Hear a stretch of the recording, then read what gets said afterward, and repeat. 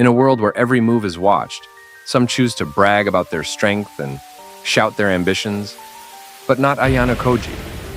He thrives in the shadows, calculating, patient, never revealing his endgame. Welcome to a deep dive into his quiet genius. But before we unravel his secrets, let's briefly touch on the idea of ethical lying and cheating. It may sound contradictory, yet in a highly competitive environment, much like the one at Advanced Nurturing High School, survival can demand a certain level of discretion, misdirection, or calculated manipulation. When used without directly harming others, these subtle acts become more of a strategic tool than outright deceit. Over the course of this new series, we will explore how characters like Ayanokoji bend the rules, conceal their true abilities, and maneuver the system, often in ways that raise eyebrows about where the line between harmless cunning and ruthless manipulation really lies. Now, let's dive into our first set of observations on Ayanokoji's most compelling tactics. 1. Shadows and endgames. How Ayanokoji plans. Ayanokoji doesn't merely react.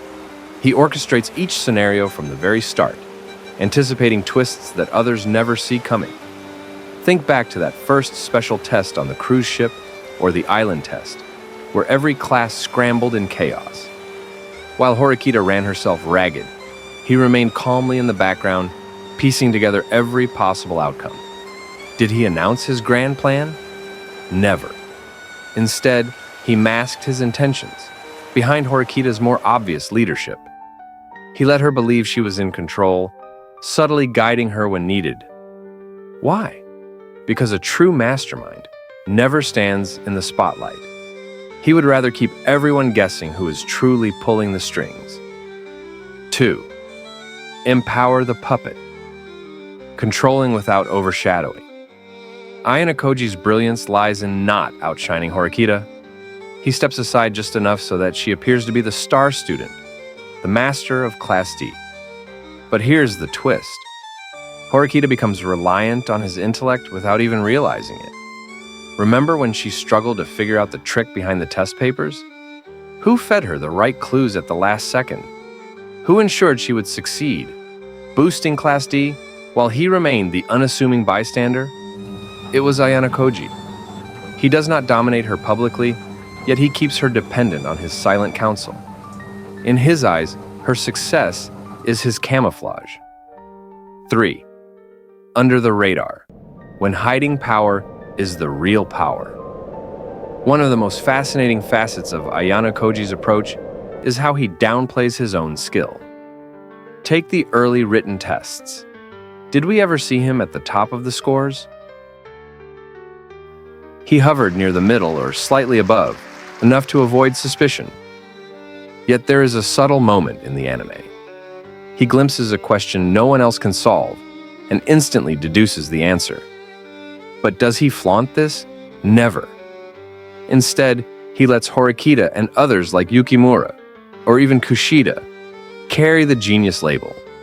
He is perfectly content to stand by with that blank expression, quietly feeding them the necessary insights, or slipping a solution here and there. The end result? He remains the invisible hand, controlling outcomes while the rest of Class D focuses on the obvious geniuses. 4. Hidden clues and missed moments. A closer look at Ayanokoji's moves. Rewatch those classroom scenes.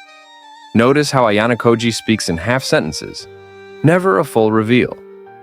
Notice how he waits for Horikita to take the lead, only to guide her discreetly from behind.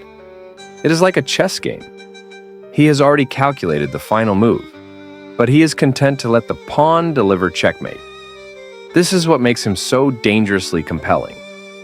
You see the results. Class D surviving, overcoming, evolving. But you seldom see his hand in it unless you are paying very close attention.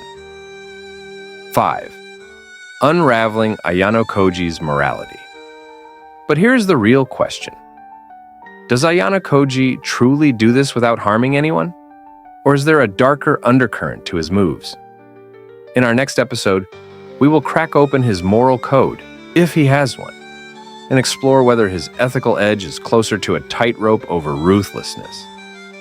If you are craving to see more of how Ayanokoji traps his classmates without them ever realizing it, or you simply want to peel back another layer of this silent puppeteer's motives, do not miss Part 2.